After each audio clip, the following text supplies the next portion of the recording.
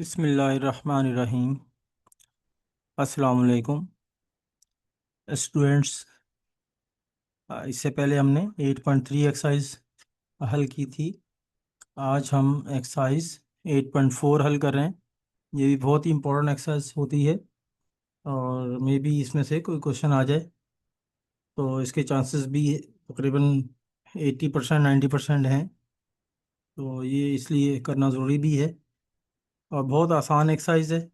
Matric level की exercise में से शामिल है। जैसे आपने 9th या 10th में ये ग्राफ बनाया था, ये बिल्कुल वैसा ही क्वेश्चन है, तो बल्कि उससे भी आसान है जो मैट्रिक में आप बना चुके हैं। कहता है कि दो लाइंस हैं और उनको आपस में जहाँ कट करना है वो पॉइंट बताइए कहाँ है। तो यही काम हम मैट्रिक में भी करते थे। तो पहले हम एक इक्वेशन को लेते हैं। तो इसमें से y वेरिएबल को सेपरेट कर लिया, तो y इक्वल टू 5 - 2x हो गया। और दूसरी इक्वेशन में हमने y इसमें भी सेपरेट किया है, 4 - x हो गया। और उसमें 4 5 पॉइंट आप फाइंड कर लें। तो पहले तो आप मैट्रिक में ये करते थे ना, इफ x इक्वल टू 1 और देन y इक्वल टू, ये आंसर है। तो ये हम वो काम शॉर्ट कर रहे हैं। तो x डायरेक्ट लिख दिया और y इक्वल टू पूरी इक्वेशन आपने यहाँ लिख दी है। और ये 1 बाई 1 पॉइंट इसमें पुट करते जाएं और वैल्यू फाइंड करके आंसर लिखते जाएं। तो जैसे हमने यहाँ किया है, x की वैल्यू अगर 1 है, -2 है, तो ये 5 - 2 × -2, तो ये 9 बन गया। तो इसी तरह से ये नहीं, डायरेक्टली ये कैलकुलेटर से भी कर सकते हैं। 5 - 2 ब्रैकेट लगा के -2 लिखें अगर कैलकुलेटर में, तो डायरेक्ट आंसर आपका 9 आएगा। ये आप लिख दीजिए। उसके बाद -1 पुट करें और फिर -1 पुट करेंगे, तो ये -2 × -1, ये 2 बन गया, माइनस माइनस प्लस, तो ये 7 आंसर आ गया। इस तरह से सारी वैल्यूज़ 1 बाई 1 आप डालते जाएं। ज़ीरो डॉल इसमें पुट करेंगे तो ये आ जाएगा 5 आंसर। और फिर 1 पुट करें तो -2 बन जाएगा, ये 5 - 2, तो ये 3 बन गया। और इस तरह से आप अगर 2 पुट करते हैं तो 2 × 4, 5 - 4, ये 1 आ गया। एक ग्राफ के लिए ये टेबल हमारा रेडी हो गया। या दूसरी इक्वेशन का भी आप टेबल रेडी कर लेंगे इसी तरीके से। तो ये वैल्यूज जब तैयार हो जाएंगी तो फिर आप ग्राफ के ऊपर ये लाइन ड्रॉ करेंगे बीच में, और इधर से हॉरिजॉन्टली भी एक लाइन ड्रॉ करेंगे, वर्टिकली और इनके सेंटर में। और फिर यहाँ स्केल लिखेंगे सबसे पहले। अलॉन्ग एक्स एक्सिस आप कितने बॉक्सेस ले रहे हैं वो आप मेंशन करेंगे। और फिर वाई एक्सिस के लॉन्ग में कितने बॉक्सेस ले रहे हैं वो मेंशन करेंगे। तो जो मैंने लिया हुआ है, मैंने 1 2 3 4 बॉक्सेस को 1 के इक्वल लिया है। तो 4 गिनता जाऊंगा, 1 2 3 4, इस तरह से 1 2 3 4, तो ये 2 आ गया। फिर 1 2 3 4, ये 3 आ गया। इस तरह से 4 4 बॉक्सेस, स्मॉल बॉक्सेस लेके मैंने नंबरिंग कर दी है। इधर इस तरह से माइनस की साइड भी करेंगे और वाई एक्सिस के ऊपर भी और वाई एक्सिस के नीचे भी नंबरिंग कर देंगे। अब ये जो ऑर्डर पेयर हमारे पास हासिल हुए हैं, इनको प्लॉट करना है। प्लॉट करने के लिए आप स्केल का यूज़ किया करें। तो स्केल में आप इस तरफ से स्केल रख लें, इस तरह से 1 के साथ 3 वैल्यू आ रही है, तो यहाँ 3 इसके सामने जहाँ इंटरसेक्शन हो रहा है वहाँ मार्क कर दें। और उसके बाद फिर 2 पॉइंट पे ये वैल्यू आएगी आपकी, 2 आ रही है। ये टेबल में देख लेते हैं। 2 पुट करने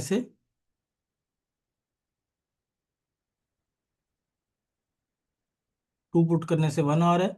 तो इस तरह से ये आप इसकी वैल्यूज प्लॉट करते जाएं इसके ऊपर। ये 2 पे ये वैल्यू 1 आ गई, ये वाली वैल्यू है इसकी। और ऑर्डर पे यहाँ लिख दिया करें 2 और 1। उसके बाद फिर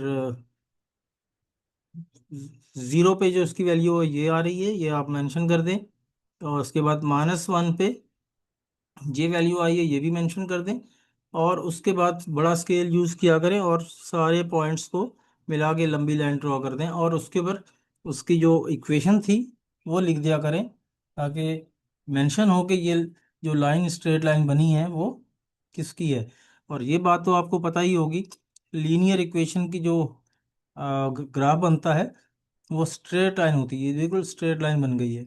इसी तरह से दूसरी लाइन को भी प्लॉट करेंगे इस टेबल को देखते हुए, ये टेबल को देखते हुए कि -1 पे 5 वैल्यू आ रही है, तो देखें -1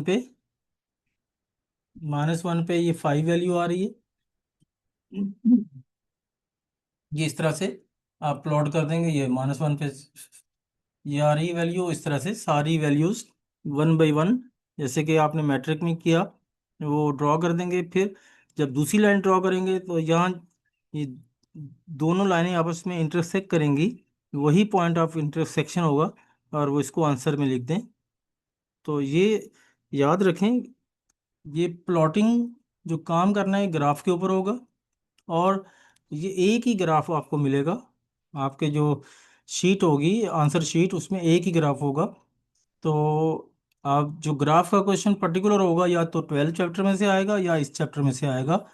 तो इसलिए अगर इस चैप्टर का ग्राफ का क्वेश्चन आएगा तो 12 का नहीं आएगा, तो उसी ग्राफ के ऊपर बनाना है।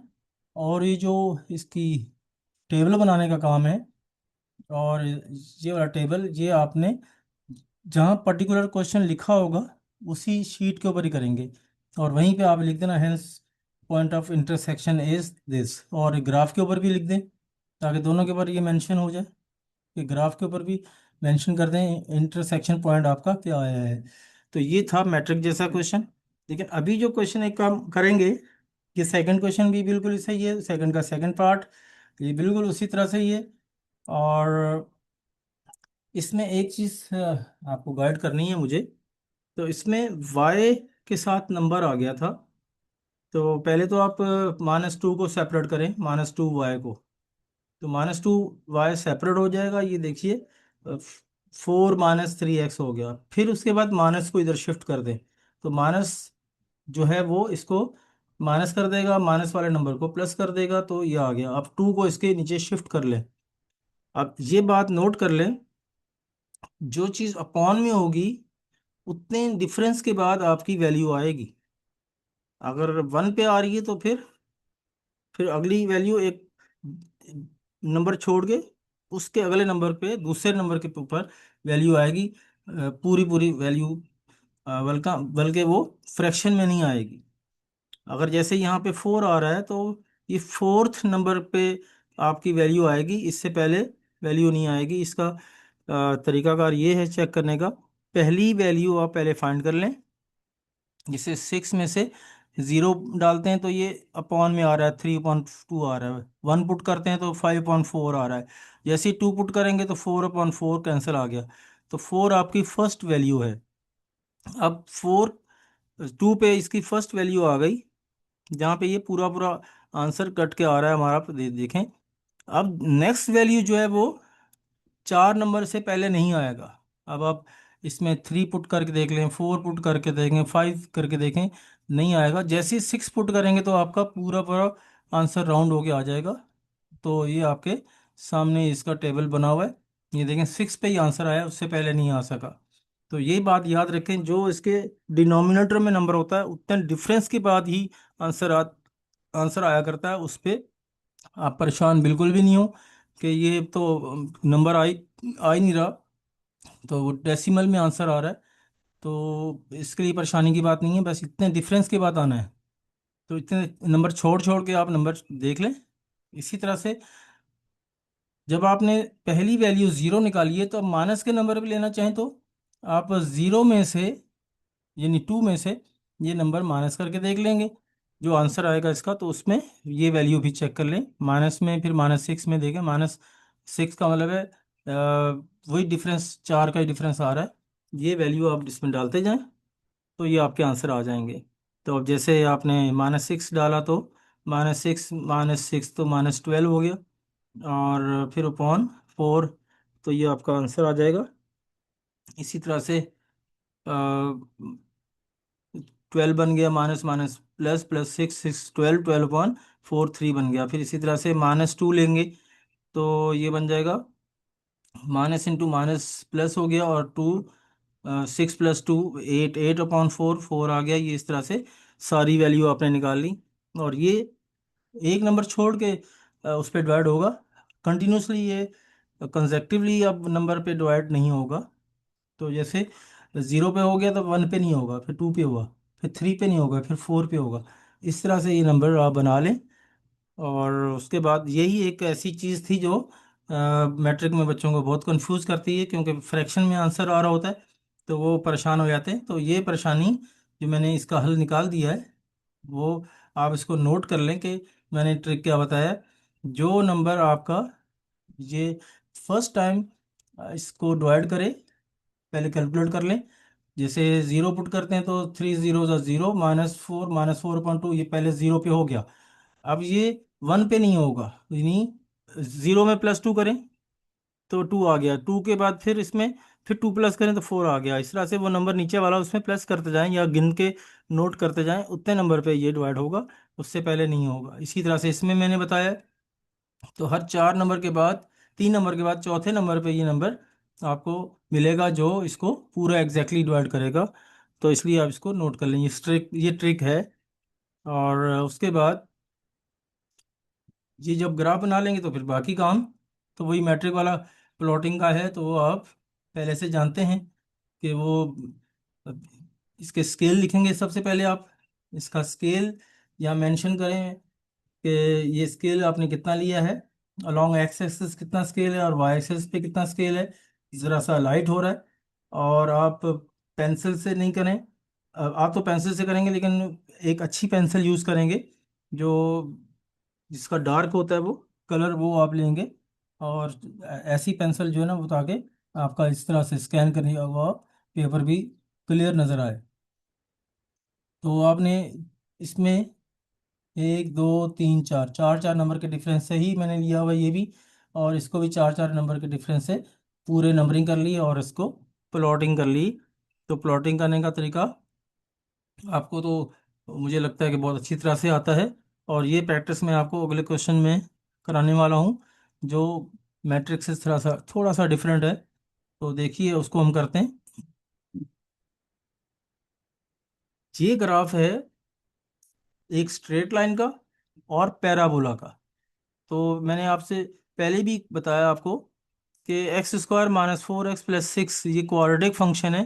क्वाड्रेटिक फंक्शन का जब भी आप ग्राफ बनाएंगे तो पैराबोला बनता है। अगर यहाँ प्लस है साइन तो इसका अपवर्ड ओपन होगा पैराबोला, और अगर माइनस आता है तो डाउन ओपन होगा। तो ये आपने इसका ग्राफ बनाना है। तो ये तो स्ट्रेट लाइन है, और स्ट्रेट लाइन और पैराबोला हमेशा 2 पॉइंट पे कट करेंगे। अगर आपको एक पॉइंट ऑफ इंटरसेक्शन मिल रहा है तो दैट मीन कि आपको दूसरा पॉइंट, मजीद पॉइंट डाल के फाइंड करना चाहिए। ये नहीं कि एक ही पॉइंट पे मीट कर रहा है तो आप छोड़ के आ जाए, ऐसा नहीं है। दोनों पॉइंट लाजमी आपने शो करने हैं। 2 पॉइंट ही होंगे इसको जहाँ पे ये लाइन उसको कट करेगी। तो पहली तो हमने इसकी इक्वेशन बना ली, y = सेपरेट करके, और इसमें ये नंबर प्लॉट कर दें। 4 5 नंबर बहुत हैं इसमें। ये लाइन की आपने ये बना ली है, ये लाइन की इक्वेशन बन गई। ये इसकी लाइन प्लॉट कर ली आपने इसके नंबर के हिसाब से। ये देखिए लाइन बन गई पूरी।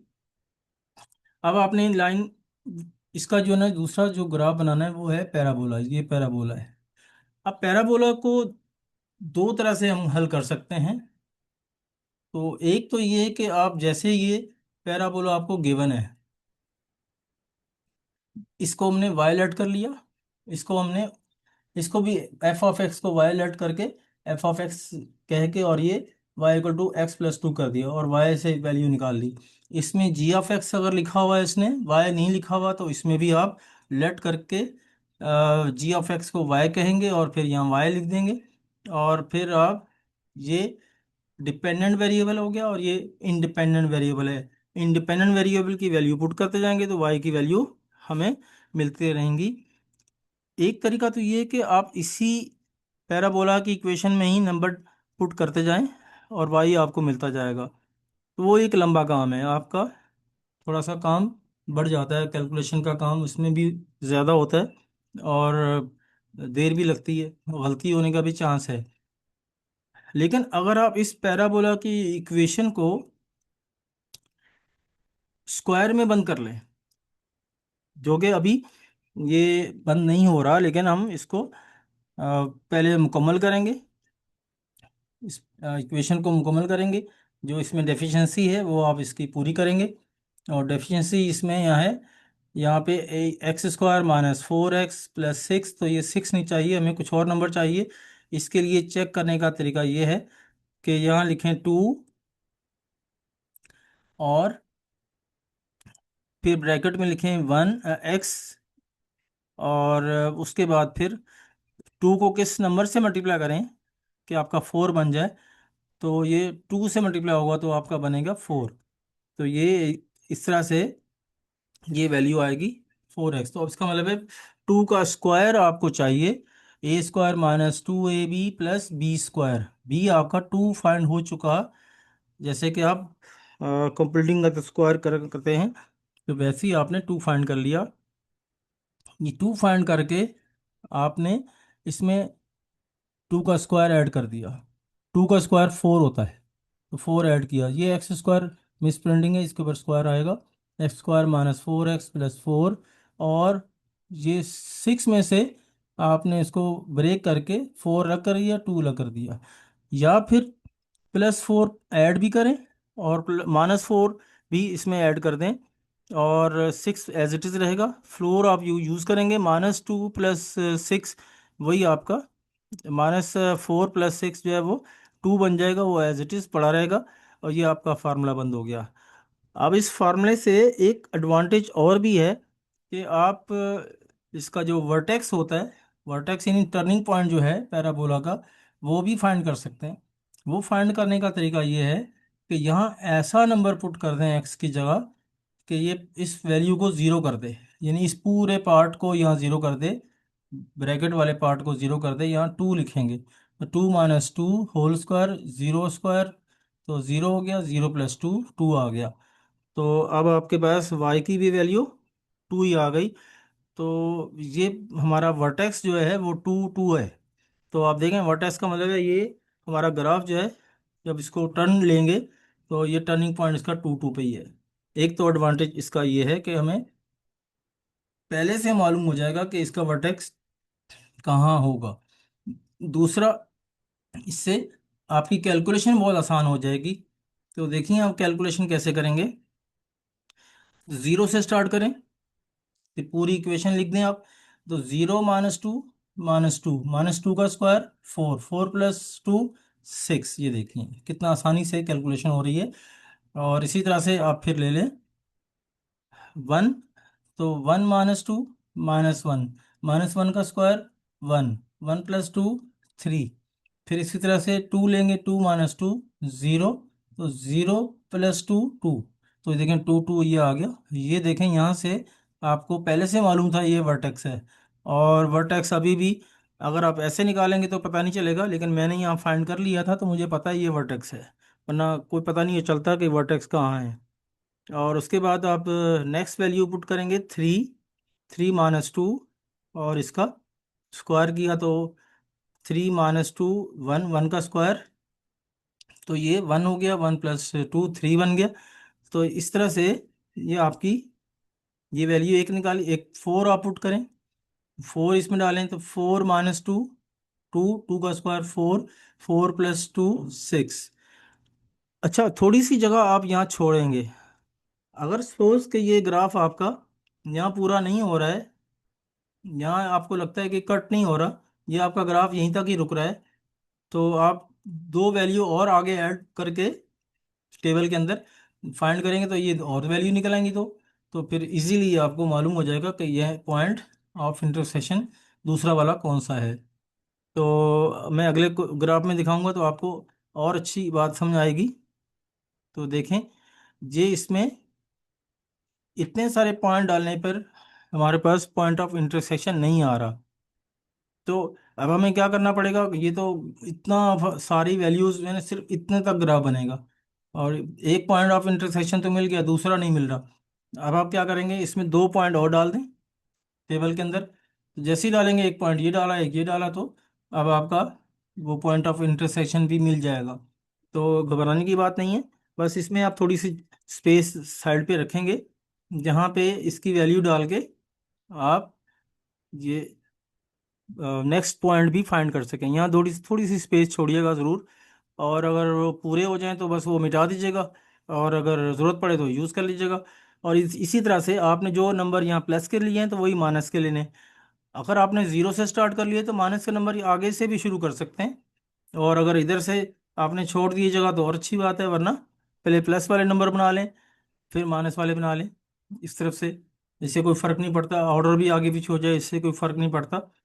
तो ये आपने ये सारे पॉइंट्स आपने बना लिए। अब इसी तरह से अगर माइनस की वैल्यू इसमें डालेंगे तो -1, -2, -3, -3 का स्क्वायर 9, 9 + 2 ये 11 बन गया। ये देखिए कितना आसानी से कैलकुलेशन हो रही है। वरना उसमें अ, इस इक्वेशन में डाल के आप करते वैल्यू फाइंड तो लंबा काम होता कैलकुलेशन का। स्क्वायर करते, फिर मल्टीप्लाई करते, फिर प्लस और माइनस करके ये फाइनल आंसर मिलता। तो इसमें डायरेक्ट आप फिंगर टिप्स के ऊपर ही आपके आंसर बनते जा रहे हैं।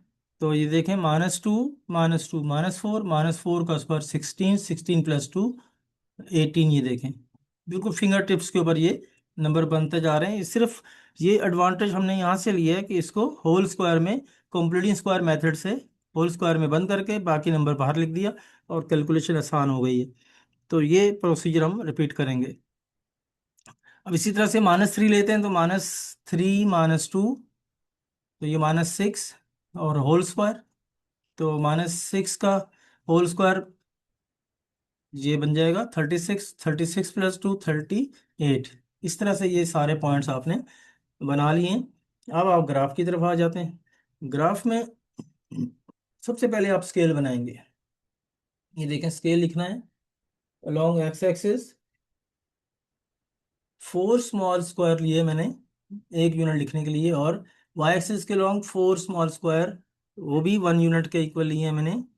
तो इस तरह से ये करने के बाद फिर आपने सारी नंबरिंग कर लेनी है ग्राफ के ऊपर। एक बात नोट कर लें कि इस पैराबोला का जो ग्राफ है इसको बिल्कुल जो नीचे वाला जो बॉक्स होता है वहां से शुरू किया करें। यहाँ से शुरू करेंगे क्योंकि नेगेटिव वैल्यू इसमें मोस्टली हम नीचे वाई एक्सिस में नहीं आती, इसलिए ये हम ये वाली ब्लॉक जो है वो नीचे एक ही छोड़ेंगे। और यहाँ से शुरू करेंगे आप, और ये मिडिल में ही रहेगी इसकी वर्टिकल लाइन। और इसको फिर यहाँ 0 से स्टार्ट किया, 0, फिर ये 1 2 3 4 काउंट किया, फिर 1 लिख दिया, फिर 1 2 3 4 2 लिख दिया। इस तरह से 4 4 गिनते हुए आपने इसके मार्किंग कर ली है। और इधर भी माना कुछ मार्किंग कर देंगे नेगेटिव की। इसी तरह से पॉजिटिव की मार्किंग वाई एक्सिस के ऊपर होती है, और नीचे भी बिलो मी आप मार्किंग कर लें 1 2 की। अब आप प्लॉटिंग करेंगे, पहले लाइन की प्लॉटिंग करेंगे। यहाँ से देखिए प्लॉटिंग तो यहाँ से ग्राफ से होगी, ये इसका टेबल है। तो आप 0 पुट करेंगे तो 2 आ जाएगा। ये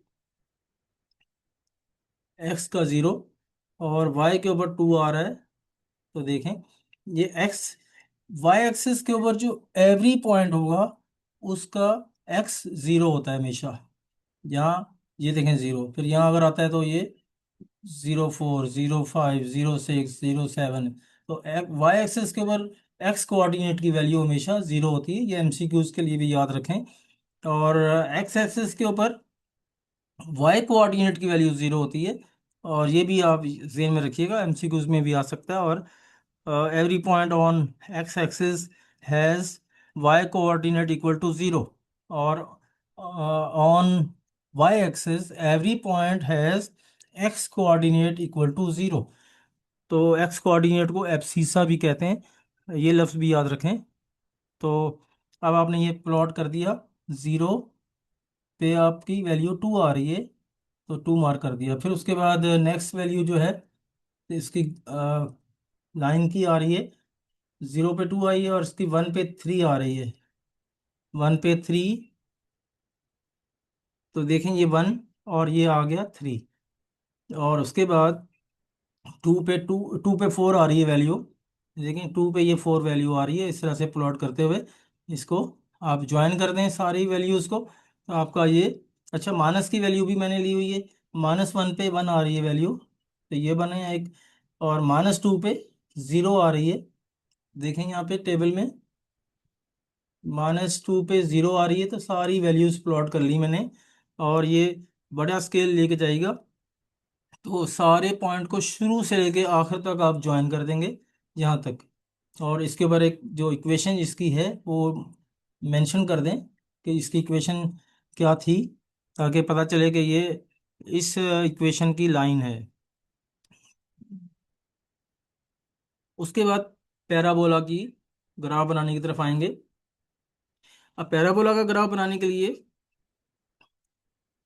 चाहे तो आप सबसे पहले वर्टेक्स बना दें। वर्टेक्स आपका 2 2 था, तो या स्टार्टिंग से शुरू करना चाहें तो आपकी मर्जी है। तो 0 पे 6 वैल्यू आ रही है, ये देखें, ये 0 है, 0 पे इसकी 6 वैल्यू आई है, देखें मार्क कर दिया, सर्कल लगा दिया। फिर उसके बाद फिर इसकी नेक्स्ट वैल्यू जो है वो 1 पे 3 आ रही है, तो 1 पे, ये देखें 1 पे ये 3 आ गई, तो 3 आपका डबल सर्कल कर दें, ताकि पता चले कि ये आपका ये दोनों पॉइंट इसी जगह पे क्रॉस हो रहे हैं, लाइन का भी और पैराबोला के भी। ये बाय मिस्टेक हुआ है, तो ये रब करना भूल गया था, तो ये मैंने शो किया हुआ है। अब उसके बाद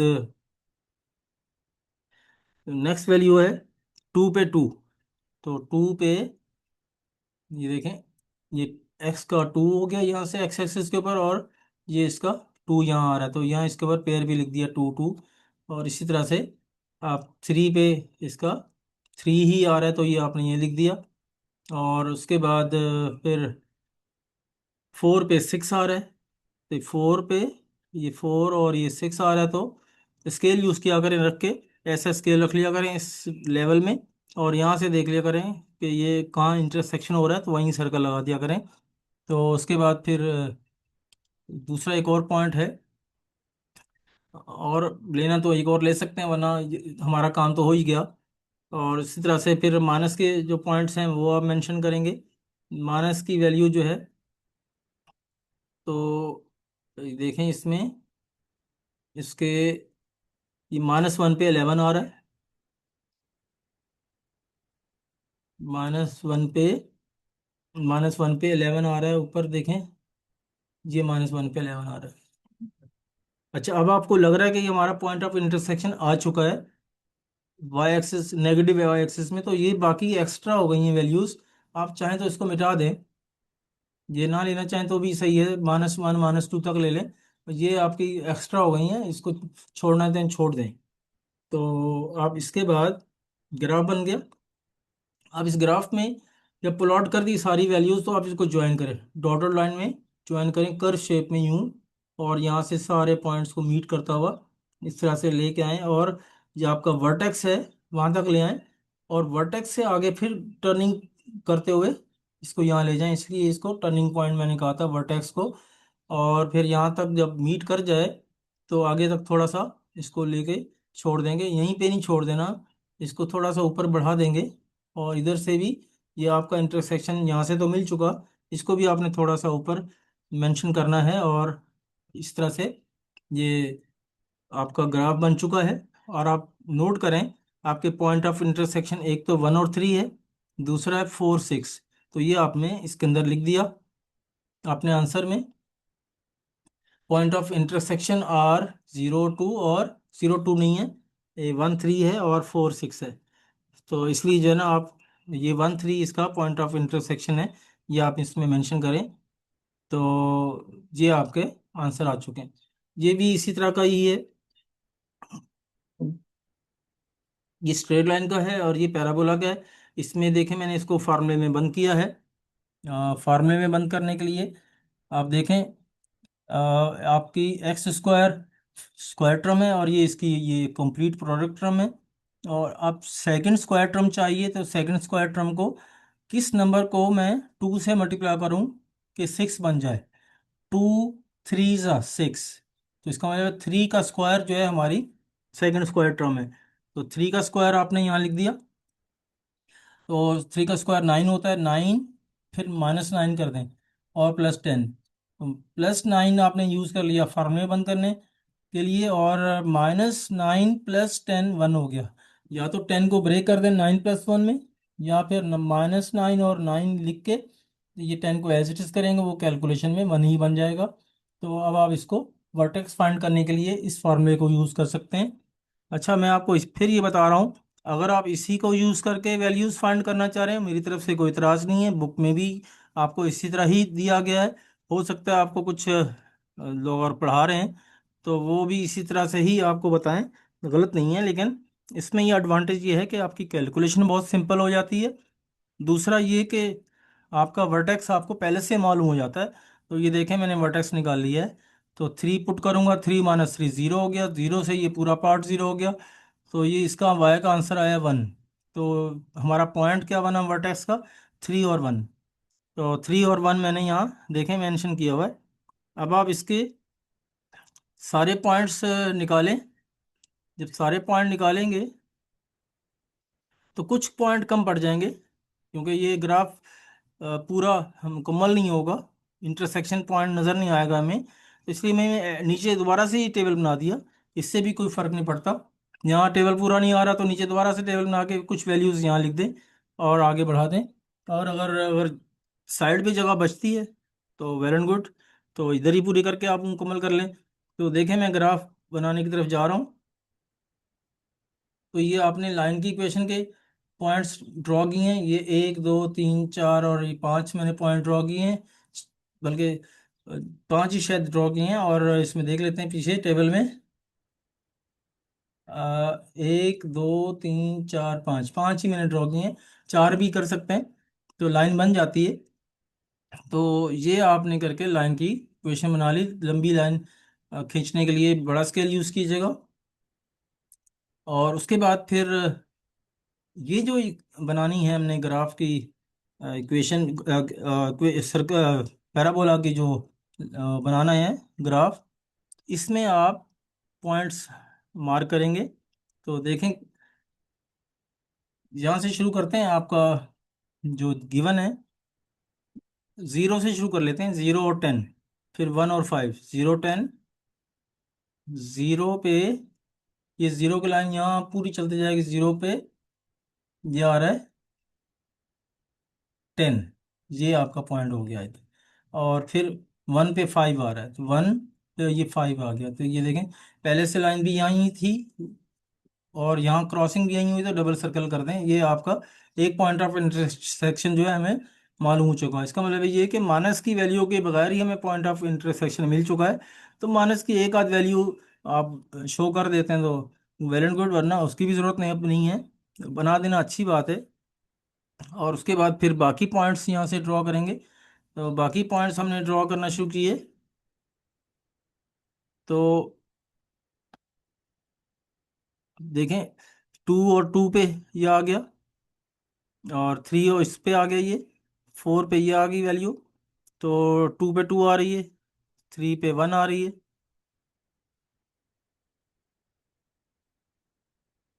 ये 2 पे 2 आ रही है, 3 पे 1 आ रही है, इस तरह से 4 पे 2 आ रही है, और 5 पे 5 आ रही है वैल्यू।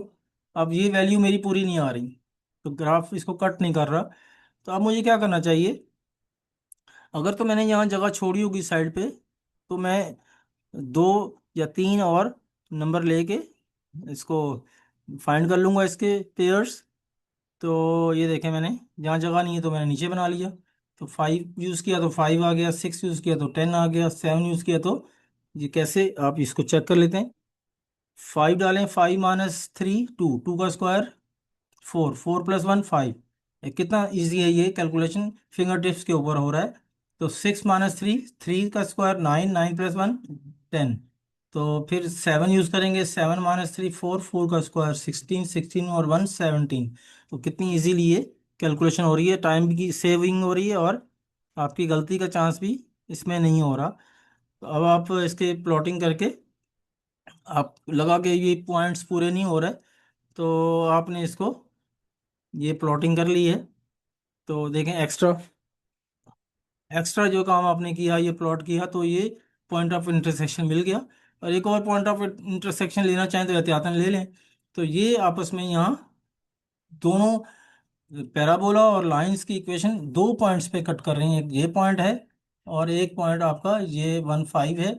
और यही आपको फाइंड करना था, hence point of intersection are 1 5 and 6 10। तो यही आंसर है। तो आपने ये लिख दिया। और एक वर्ड प्रॉब्लम है, इसके पहले आप इक्वेशन बनाएंगे। इक्वेशन बना के, ये बल्कि इक्वेशन बनी बनाई दे दी उसने, कि एक एरोप्लेन यूं जा रहा है और एक इधर से यूं जा रहा है, आपस में इंटरसेक्ट कर रहे हैं। तो वो आपने पॉइंट ऑफ इंटरसेक्शन फाइंड करना है, वही ग्राफ के जरिए से। तो ग्राफ बनाएंगे तो पॉइंट ऑफ इंटरसेक्शन ये मिल गया। तो यहाँ इंटरसेक्ट करेंगे वो दोनों एरोप्लेन्स, एक यहाँ से एरोप्लेन यहाँ से यूं आ रहा है और एक एरोप्लेन यहाँ से यूं जा रहा है, और इस पॉइंट पे वो आपस में इंटरसेक्ट करेंगे। तो ये थी आज की बहुत ही इंपॉर्टेंट क्लास, जिसके ज़रिए से आप ग्राफ प्लॉट करते हैं। तो पहले तो ये ग्राफ का क्वेश्चन लाजमी आ रहा था, लेकिन अभी चूंकि ग्राफ पेपर एक है और 12 में से देगा या इस 8.4 में से देगा, तो आप देखें किस में से देता है। तो लेकिन तैयारी आपको दोनों की ही करनी है।